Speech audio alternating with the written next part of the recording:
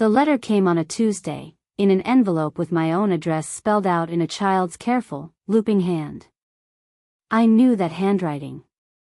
I had taught it. I sat down on the bench in my front hall, the one my husband Walter built, and I opened the envelope with my thumb because I couldn't wait for the letter opener.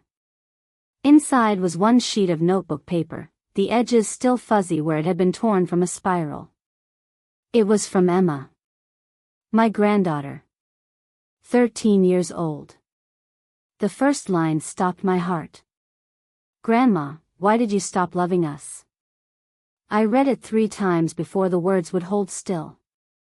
Emma wrote that she missed me. That her little brother asked about me. That she didn't understand why I never called anymore, why I stopped coming, why I didn't send anything for her birthday this year when I used to remember everyone. I had not stopped calling. I had not stopped coming because I wanted to. And I most certainly had not forgotten her birthday. I had mailed a card with a check inside, the way I have every single year of that child's life. So why did my granddaughter think I had abandoned her? And who had been telling her that I did? Let me tell you how a grandmother gets erased, because it doesn't happen all at once. It happens so slowly you keep finding reasons to excuse it. My name is Ruth. I spent 34 years as a nurse, most of them on a pediatrics floor, which means I have spent more time with frightened children than almost anyone I know. I raised one son, David, in a small house with a big garden, and when Walter passed 5 years ago, David and his family were supposed to be what I had left. David married Brittany 12 years ago. She is the kind of woman who runs everything, and at first I was grateful for it, because she remembered the dentist appointments and the field trip forms and all the small machinery of a family that I no longer had to carry. Brittany handled the money, the schedules, the calendar. She handled, it turned out, the access to my own grandchildren. It started with little things. A Sunday dinner moved, then canceled. A phone that rang and rang. Brittany would tell me the kids were busy, overscheduled, going through a phase. Emma's at that age, she'd say. She doesn't really want Grandma around right now. Don't take it personally. I took it personally anyway, in the quiet way you do when you're afraid you've become a burden. I started calling less, so I wouldn't be a bother. I see now that this was exactly what was wanted of me. I made myself smaller and smaller, and I called it being considerate. And the whole time, a different story was being told about me in rooms I wasn't allowed into. The morning after Emma's letter, I did something I should have done a year before. I started checking. I scrolled back through my phone. My calls to David's house, to Brittany's cell, to the kids' tablet, dozens of them, going back months, almost all of them unanswered. My text sat there with the little word delivered underneath, and under that, nothing. No reply. Not one. Then I went to my desk, where I keep everything, because a nurse learns to chart. I keep carbon copies of every check I write in an old-fashioned check register, the kind with the duplicate page underneath. And I keep my bank statements in a folder by year. Emma wrote that they hadn't gotten my birthday money this year. But I knew I'd sent it. I found the carbon, check number 1147, made out for Emma's birthday, mailed in March.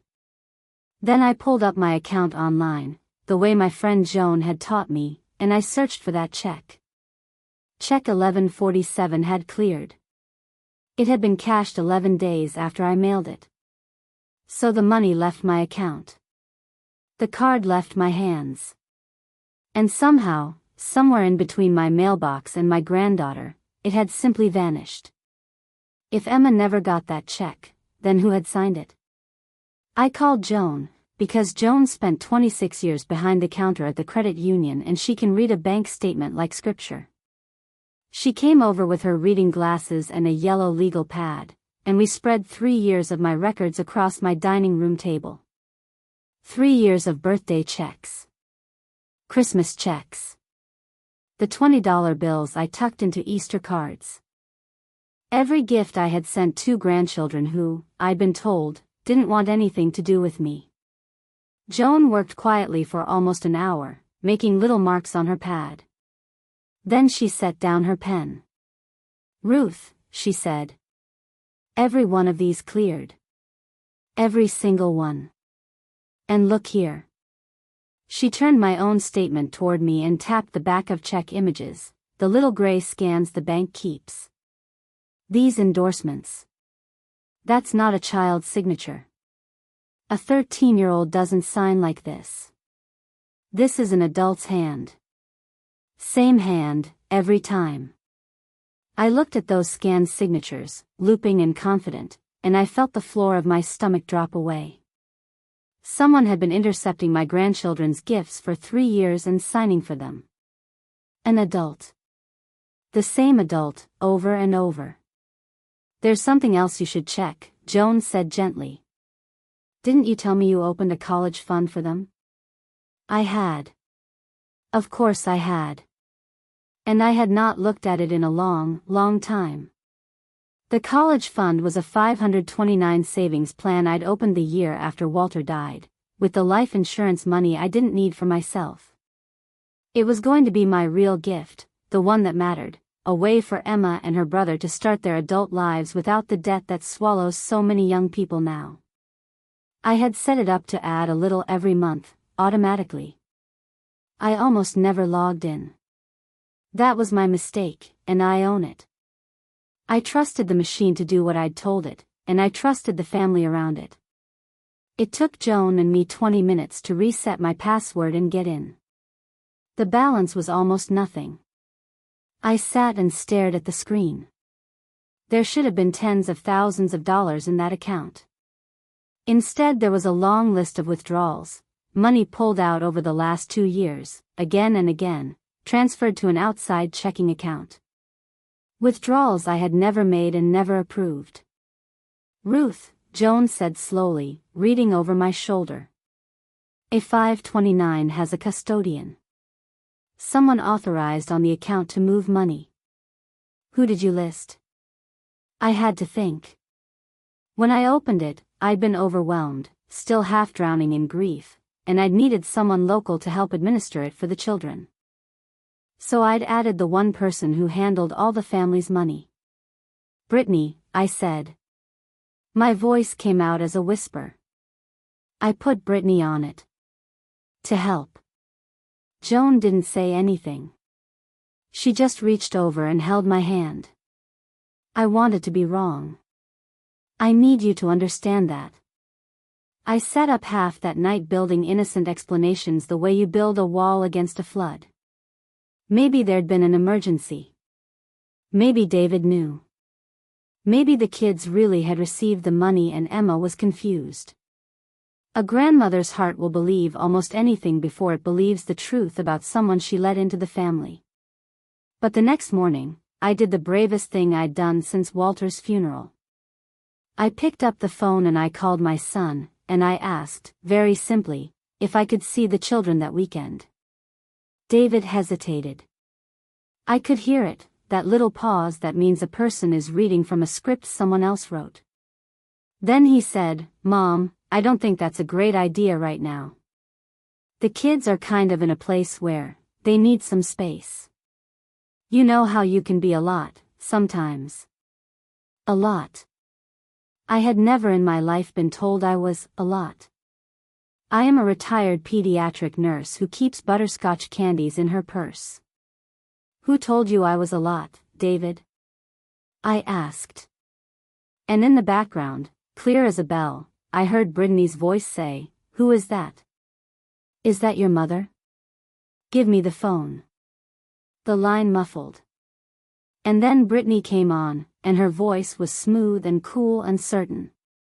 "Ruth," she said. "I think you need to stop calling here and confusing everyone." "I'd like to see my grandchildren," I said. I kept my voice steady, the way you do at a bedside when the family is panicking and someone has to stay calm. "The children don't want to see you," Brittany said. "I'm sorry, but that's the reality. You haven't exactly been present." You forget their birthdays. You disappear for months. And then you call out of nowhere and want to play grandmother.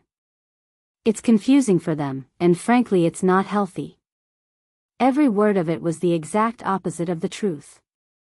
And she said it so easily, so fluently, that I understood I was hearing a story she had told many times before.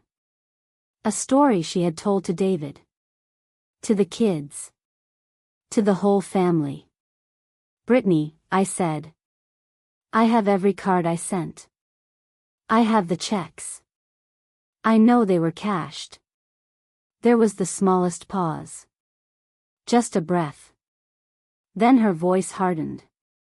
I don't know what you think you have, Ruth, but you're an older woman living alone, and you're getting confused about things. If you keep harassing this family, I will have to tell everyone that you're not well. Is that what you want? Do you want your grandchildren to remember you that way? There it was. The real threat underneath the concern. Stop looking, or I'll tell them you've lost your mind. I had heard that tone before, years ago, from the families of patients who were hiding something. It is the sound of a person who is afraid of what you might find. I said goodnight very politely, and I hung up, and I sat in Walter's hallway for a long time. And somewhere in that silence, the fear I'd been carrying turned into something steadier. Something with a backbone. I learned the rest of it sideways, the way you often learn the worst things. My cousin Marie called that week, gentle and awkward, to check in. And as we talked, the truth leaked out of her without her meaning it to. She said how sad the whole family felt about the situation. How they all wished I'd make more of an effort with the kids. How Brittany had told everyone that I'd basically abandoned my grandchildren, forgotten birthdays, refused to visit, gone cold after Walter died. That's what's being said about me? I asked. Marie went quiet. Ruth, she said. Is it not true? A whole family. Aunts, cousins, old friends.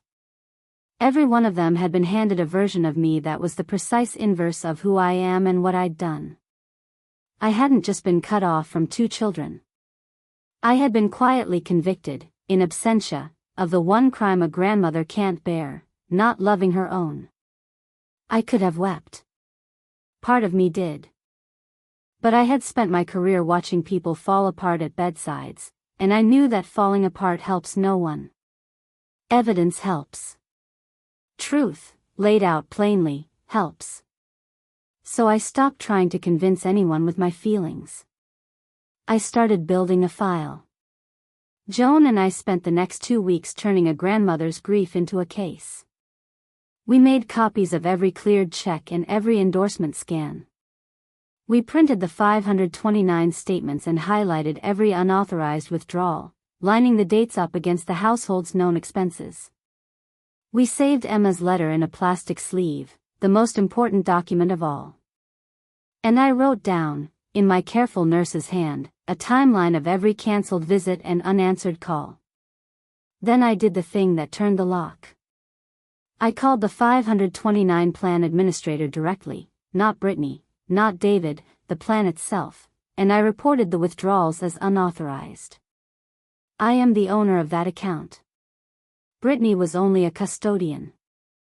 And when the administrator pulled the records and saw the pattern, money flowing out of a children's college fund into an adult's personal checking account, they froze the account that same afternoon, pending an investigation. For the first time in a year, I had done something that Brittany could not smile away or explain around. That evening, I read Emma's letter again, and one line I'd skimmed before jumped out at me. She'd written, in passing, that Mom says we're having a big family money meeting soon, so don't ask for stuff. A family money meeting. Brittany was getting ready to move what was left, or to get ahead of something. I didn't know which. But I knew I was almost out of time. And I knew I finally had enough truth to use. There was one more thing in Emma's envelope that I hadn't told Joan about, because it felt too private to share. At the very bottom of the letter, below her name, Emma had written a phone number in tiny letters and the words, "This is my friend Katie's phone. You can call me here on Thursdays after school, don't tell Mom." A 13-year-old had built herself an escape hatch. She had borrowed a friend's phone, because she sensed, in the way children always sense, that something at home was wrong and that the grandmother she'd been told had abandoned her might not have abandoned her at all. I called that Thursday with my heart in my throat. "Grandma?" Emma's voice was so careful, so quiet. "Is it really you?" "It's really me, sweetheart," I said. I never stopped calling. I promise you. I never stopped. And then this child, this brave child, told me the thing that broke me and steadied me in the same breath. She said, "I didn't believe them. Mom said you didn't want us." But I remembered the butterscotch candies, and how you always remembered. People who don't love you don't remember every birthday. So I wrote you. She remembered the candies. A year of careful lies, and the whole rotten structure had a single crack in it, and the crack was a little girl who remembered that her grandmother always kept butterscotch candies in her purse. I told Emma I loved her, and that the grown-ups were going to fix this, and that she had done nothing wrong by writing to me. Then I hung up and I made myself a promise on Walter's bench. I would not let that child's courage be for nothing. The why came together slowly, and when it did, it was so ordinary that it broke my heart. There was no grand scheme. There was just a household spending more than it made, year after year, and a woman determined that no one would ever know.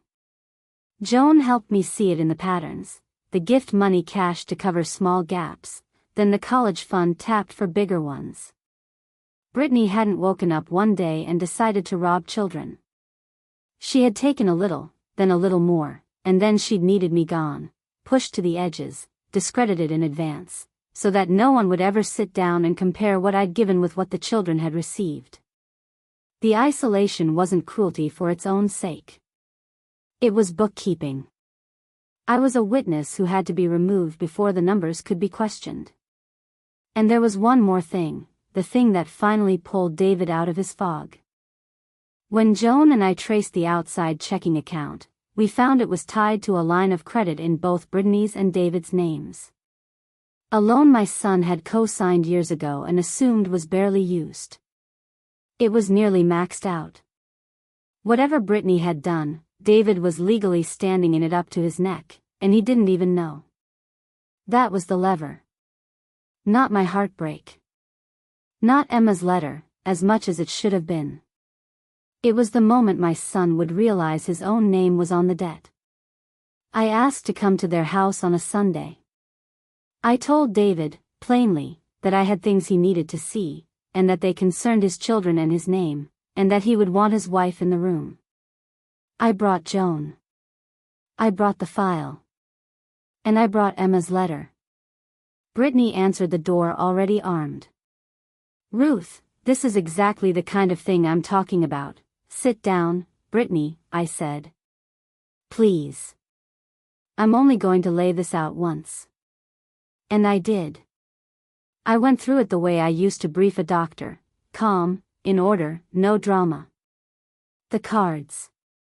The cleared checks. The adult endorsements.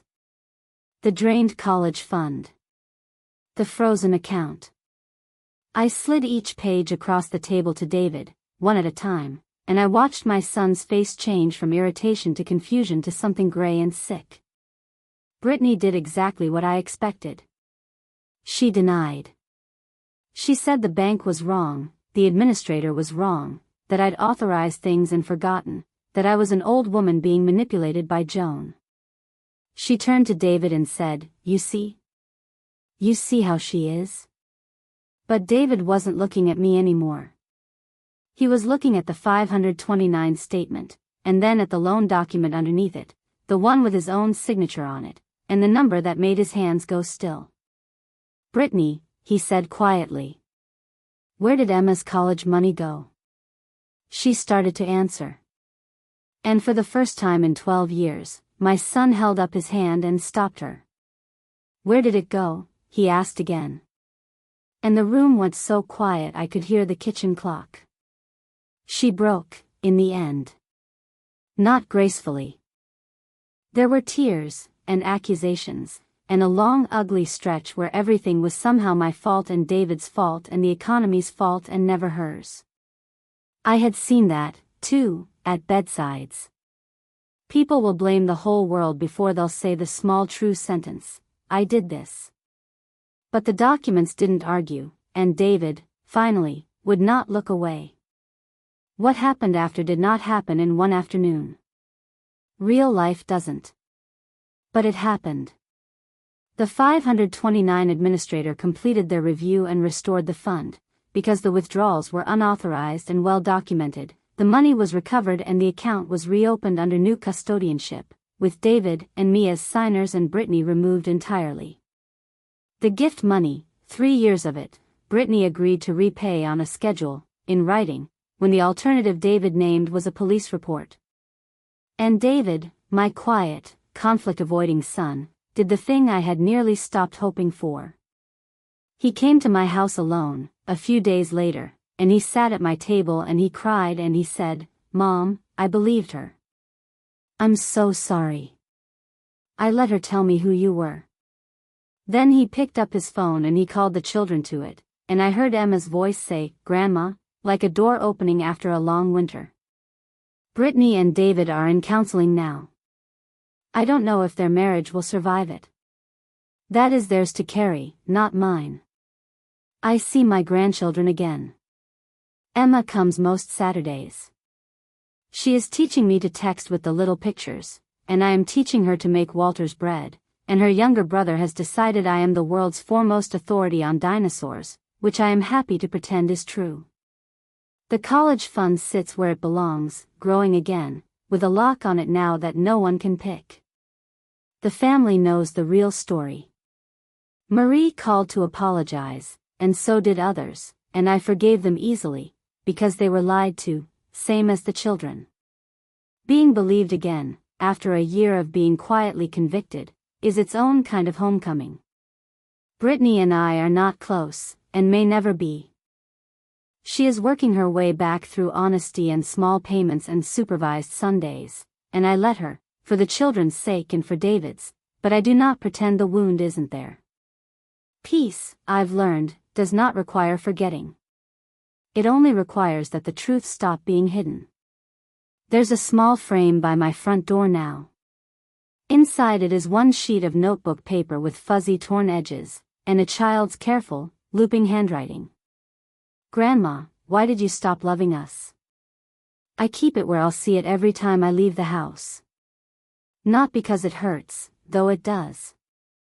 I keep it because that one honest letter, from the youngest and least powerful person in the whole family, undid a year of careful lies that the adults had all swallowed whole. I never stopped loving them. Not for a single day. And it turned out that being loved was the one thing they could never actually take from me. They only made me believe, for a while, that I'd lost it. I had the receipts to prove otherwise.